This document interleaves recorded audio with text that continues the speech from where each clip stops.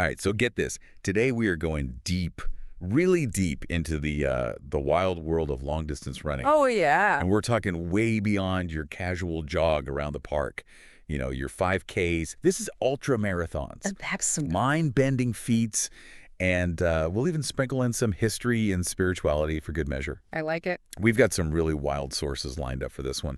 Sources that are going to, I think, blow your mind, honestly. I think so, too. You know, running, especially over those extreme distances, it really reveals a lot about human potential, what we're capable of, both physically and mentally. Yeah, you know, it's like looking through a window right into our limits and not only seeing those limits, but seeing how we can just shatter them completely. Exactly. So first up, we've got this this race called the Sri Chinmoy Self-Transcendence 3,100-mile race. Okay. I'm not making this up. 3,100 miles, Wow. almost 5,000 kilometers, packed into, get this, a 52-day race. That's a lot of running. That's a lot of running, like almost 60 miles every single day. Every single day. And here's a kicker, and this is the part that just boggles my mind. It all happens on one single city block. What? In Queens, New York, Oh, my God. a single city block in Queens. Imagine that. Can you imagine the mental toughness it takes to run almost 60 miles a day, Day after day. day after day, on the same loop? It's amazing. I mean, I get bored like after 2 laps around a track. I'm like, okay, I'm done. Right, exactly. I can't even fathom this. Yeah.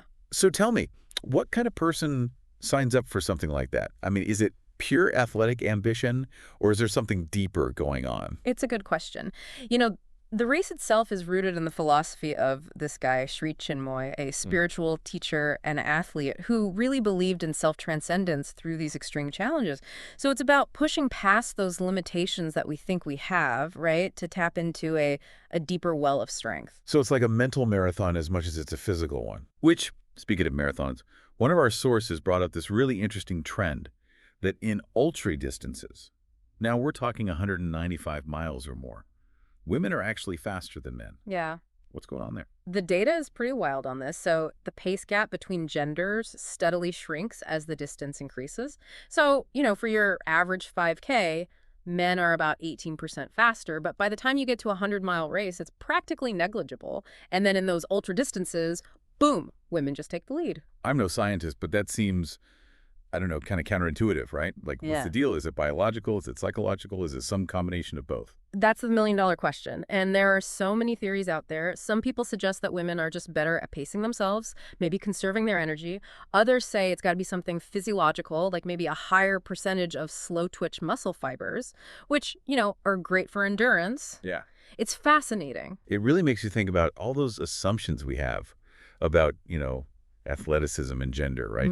Like, are those assumptions really accurate? Right. I don't know. It's interesting. Speaking of kind of old school ways of thinking, our next source takes us all the way to Japan, where we meet the marathon monks. Oh, yeah. Now, these guys, they take running to a whole other level. The marathon monks, they go on this grueling 7-year pilgrimage called Kaihogyo, and the goal here is spiritual enlightenment through extreme physical and mental discipline. And this involves, get this, running 30 kilometers a day for 100 days, just in the first 3 years. 30 kilometers a day for 100 days. That's in the first 3 years. Just the beginning. So it gets more intense than that. Oh, yeah. What could be more intense than 30 kilometers a day for 100 days? Well, in year 5, they have to endure this 9-day period with no food, no water, and no sleep. Wait, hold on. No food, no water, and no sleep for 9 days. That's right. I've pulled all-nighters, but 9 days, that's next level. That's unbelievable. Right. You know, it's incredible, but it makes you wonder about the pressure. What are the consequences if you don't make it? Yeah, it's pretty intense. Our source mentioned if a monk fails, they are expected to commit ritual suicide. Wow, the stakes are high. Yeah.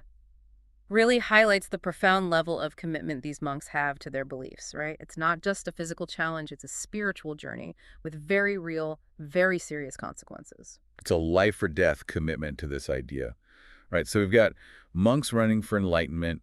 We've got women leaving men in the dust in ultramarathons.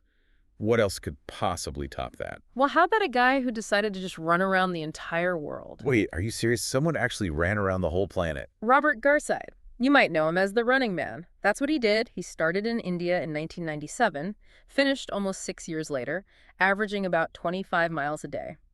But it wasn't just the distance, it was the wild stuff he encountered along the way. Okay, now you got to fill me in. What kind of crazy adventures did this running man get himself into? Well, let's see, he was jailed in China for not having the right documents. I don't know. Had a near-death experience in Panama where he was held hostage. And then, get this, he even found love on the road, met his future wife in Venezuela. So not just an ultra runner, but like a jailbird, a survivor, and a romantic. This guy's life is a movie. Right. And to top it all off, there was a ton of controversy around his record, but Guinness World Records eventually verified it, so it's official.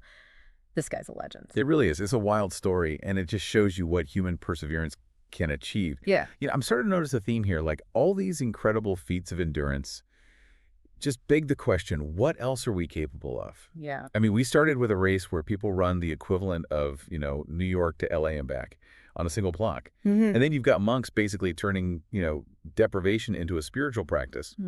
What's next? Are we going to have a marathon on the moon? Well, before we shoot for the moon, our next source throws us another curveball. It turns out that in ultra marathons, the longer the race, the faster the pace. Hold on, wait, are you serious? Yeah. You'd think you'd slow down the longer you run. Right. It seems counterintuitive, but that's what the data shows. Really? Runners in 100-mile events, they actually clock faster paces than those in the shorter ultramarathons. It's this phenomenon researchers are still trying to wrap their heads around. So you're telling me running further can actually make you faster? It seems that way. My brain is officially fried. It's wild, isn't it? The human body is just this amazing, sometimes perplexing machine.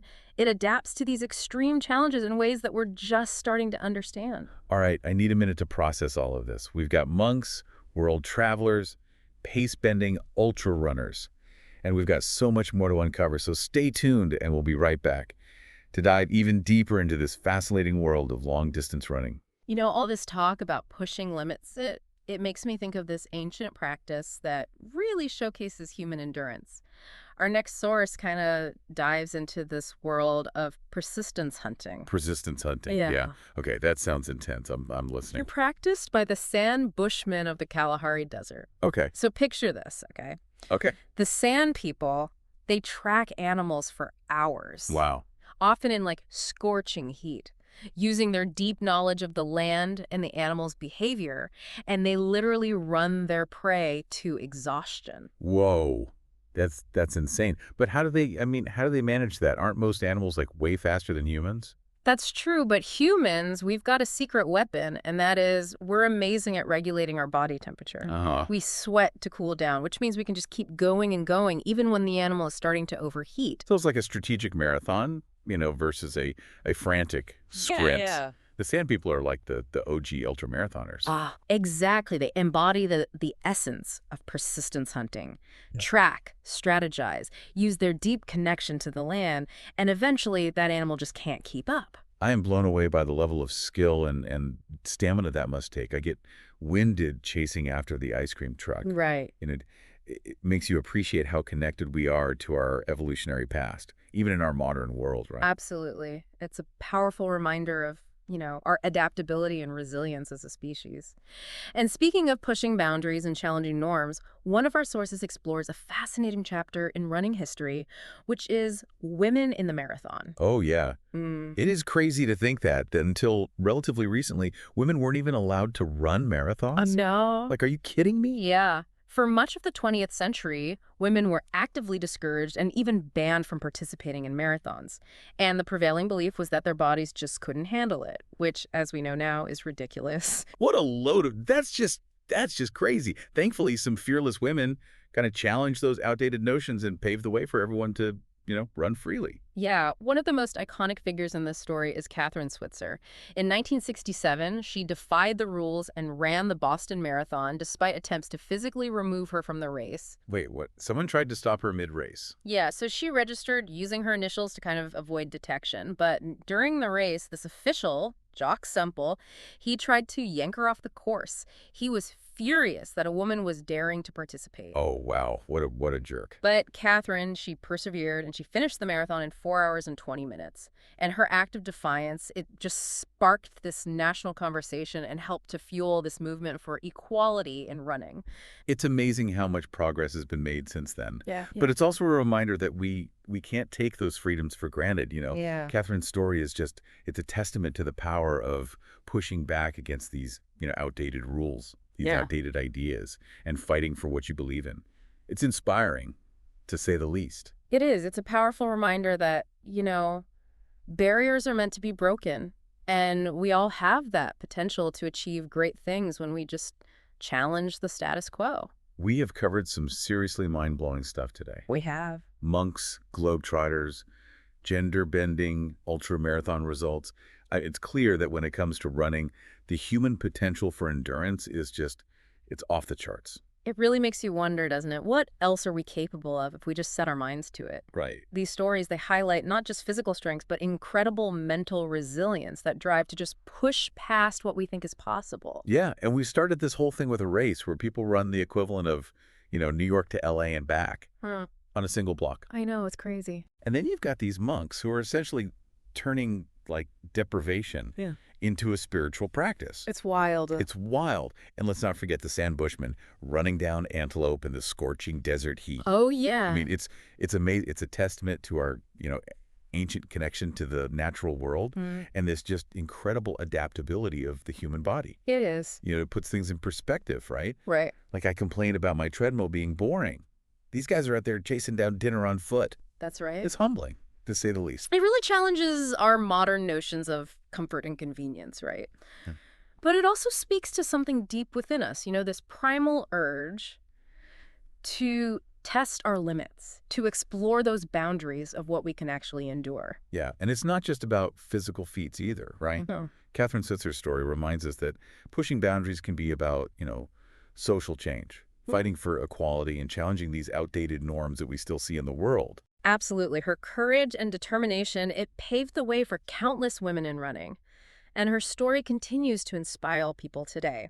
It's a reminder that we all have the power to make a difference, to challenge that status quo, and to create a more inclusive world. So if we can push ourselves this far in running, what other seemingly impossible feats are within our reach? What boundaries can we break? What limits can we transcend in other areas of our lives? I mean, that's the real question, isn't it? Yeah. These stories of long-distance running, they're not just about athletic achievements. They're really a reflection of the human spirit, our capacity for resilience, determination, and that pursuit of something greater than ourselves. I think you nailed it. So to all our listeners out there, whether you're a seasoned marathoner or just starting your running journey, remember these incredible stories we've explored today. Let them inspire you to push your own boundaries both on and off the track. And remember, it's not always about speed or distance. It's about that journey, the challenge, and the discovery of what you're truly capable of. Well said. That's a wrap on our deep dive into the world of long-distance running. It's been a journey. We hope you enjoy the ride, and, as always, keep exploring, keep questioning, and keep pushing those limits.